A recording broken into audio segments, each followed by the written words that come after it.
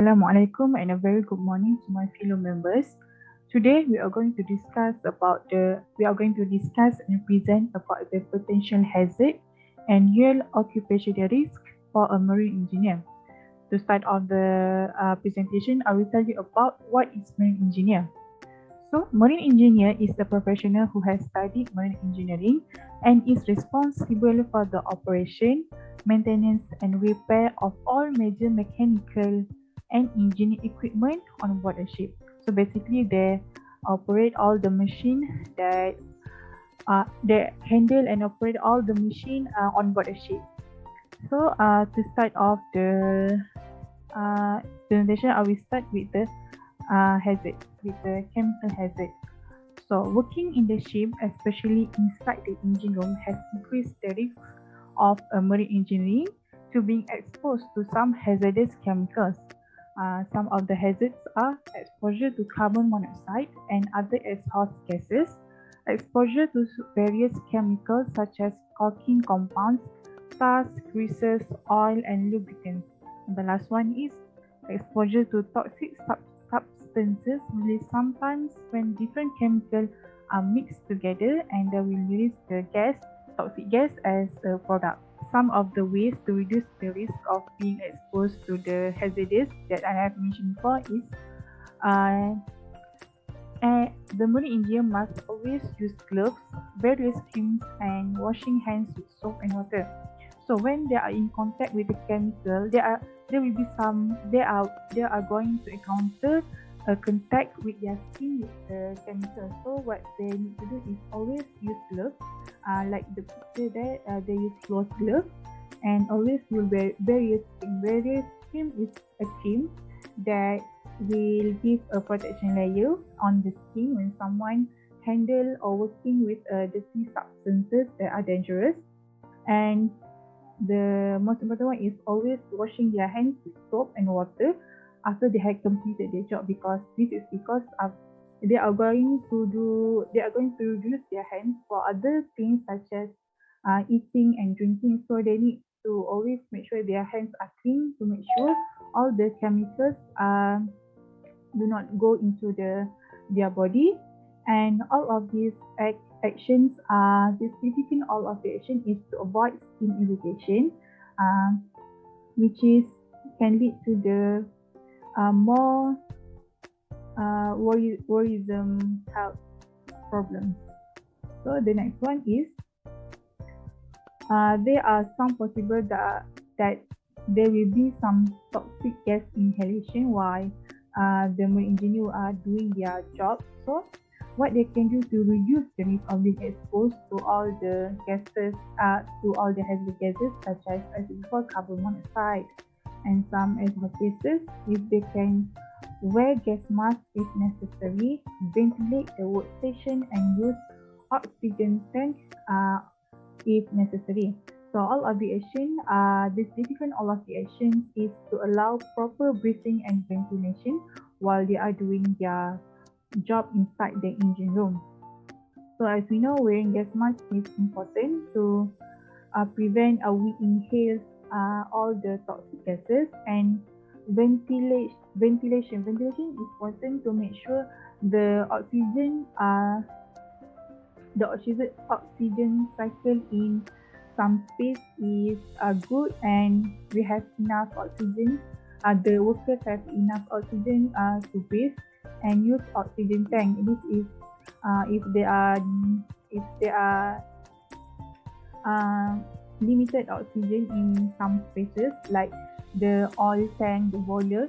So they need to use the oxygen tank to make sure there are continuous oxygen while they are doing their work. So yeah, they can do their work more easily, more comfortably. So that's all for the chemical hazard. I will pass to the next presenter. Thank you.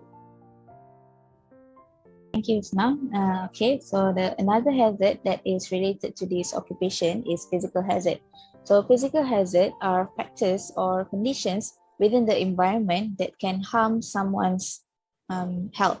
So in this context, the employee are exposed by physical hazards and one of them are continuous noise coming from the machines when doing welding or so on, and also the engines of the ship, which can be more than 95 decibels of loudness, which can harm one's hearing health if exposed for a long time. Therefore, in order to reduce the risk, the employee must at least wear earplug when confronting those noise. Although it doesn't help that much, as one can still hear the loud noise, but at least it can lower down the noise. Okay, so next is by reducing time of exposure, as the maximum time exposure for 95 decibel is only 1 hour. Okay. Then another physical hazard is cold stress and also heat stress. So these two conditions have a lot in common except for the temperature difference. One can get into this condition if they are exposed to both cold and hot areas with a rapid movement between two. So cold stress occur when the body is unable to warm itself. Therefore, serious cold-related illness and injuries may occur, and permanent tissue damage and death may result. These include trench foot, frostbite, and also hypothermia. And another one is heat stress. So heat stress is something we heard a lot, as it is a condition where the body is under stress from overheating. So to reduce the risk of cold stress and heat stress, first of all, one must move slowly between hot and cold areas, which in other words, avoid rapid movement between these two areas. So next is one need to stay hydrated when exposed to high heat in order to avoid getting heat stress, which may add to other possible incident or accident at the workplace, as one may feel dizzy due to the heat stress. And then lastly, after the heat exposure or the cold exposure, one should freshen up their body by taking a cold bath or a warm one, depends on the exposure. But do take note not to immediately freshen up with opposite temperature exposed. Like an example, when you are exposed with hot or like high heat, do not immediately take a cold bath. Or you are exposed with low heat, do not hurriedly take a warm bath or a hot bath, as it will give shock to our body that will result to other health problems. So that's all from me. So thank you. We will moving on to the next hazard, which is agronomic hazard. So basically, agronomic hazard is a physical condition that may pose a risk of injury to the musculoskeletal system, such as the muscle or the ligament of the lower back, tendons or nerve of hands, or bones surrounding the knees, resulting in a musculoskeletal disorder design.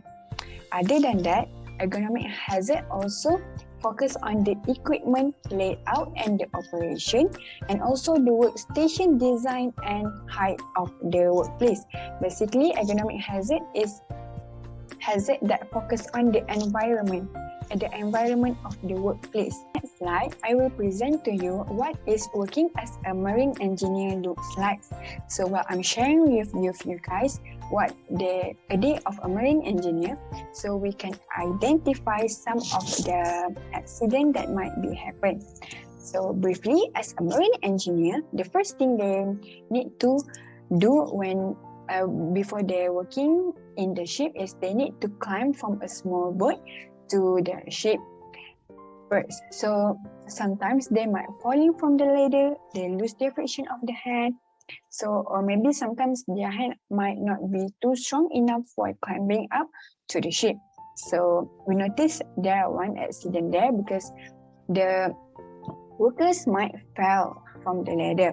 So next, as the second picture here, so at the engine room or at their working place, we are pretty sure there might be sharp tools, slipping of tools that have been covered with, for example, lubricant or excess oil. And also, as a marine engineer, they need to working on with the machine. So the part of the machine itself, the rotating machinery, the belts, the pulley, the cables, sometimes it will cause the hand injuries while working with this kind of equipment. So this is the second accident that the marine engineer will face. Next slide is, okay, other than that, so as you can look from this picture, so they need to carry the heavy boxes or use the heavy equipment. So sometimes when they carry the heavy loads of equipment, they might this kind of awkward situation. If they're doing this in the wrong position, they might lead to the musculoskeletal injury. For example, at the back of their body. The next is, okay, I mentioned before there might be some accident that will be happen. Now, we will be explaining the ways to reduce the risk. After at their working place, there might be heavy and big tools equipment to handle and work with. So the most important things is they have to handle the equipment with extra care. So, for example, if they need to carry the heavy loads or heavy equipment, so they cannot carry them by themselves. So if they want to carry it by themselves, they need to make sure that the position of carrying the equipment is correct. So other than that, they can ask their friends to help them to carry the equipment. Or other than that, if there is provided some trolley, they also can use the trolley to carry the equipment or heavy tools. As a marine engineer,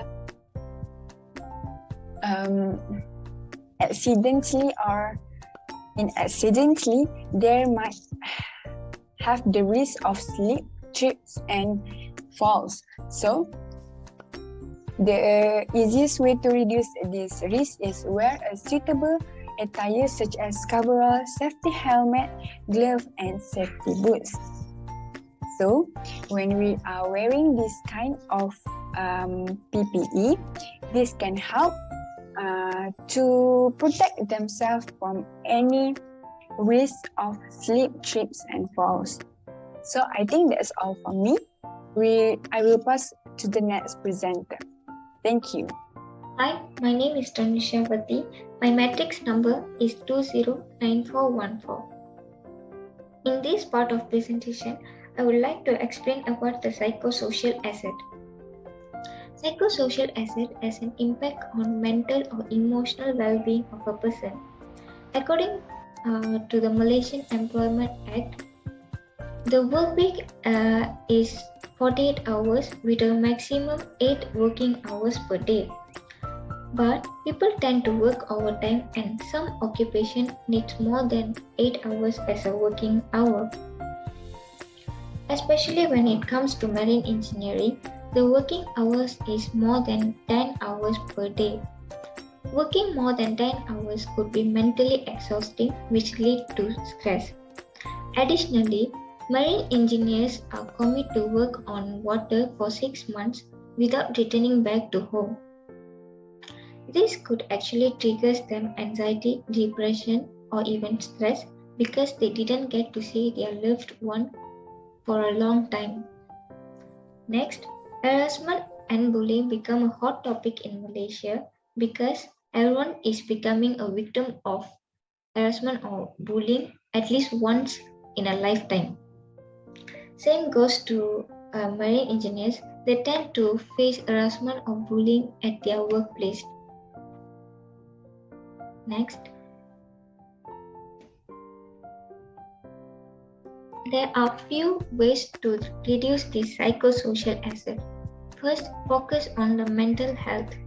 If you ever feeling down or low, talk to a certified therapist because talking out the feelings could help to reduce the stress rather than keeping it to ourselves and feeling overwhelmed. Certified therapists not only could help us to reduce our stress but also can identify the root cause of our stress and help to come up with the ways to become more relaxed and happy. Next, seek for help. Asking help from others is a good thing when you're facing harassment or bullying because not all problems could be solved by ourselves. So in these kind of situations, asking help from others could help us to solve the problem more efficiently and faster. That's all from us. Thank you for listening.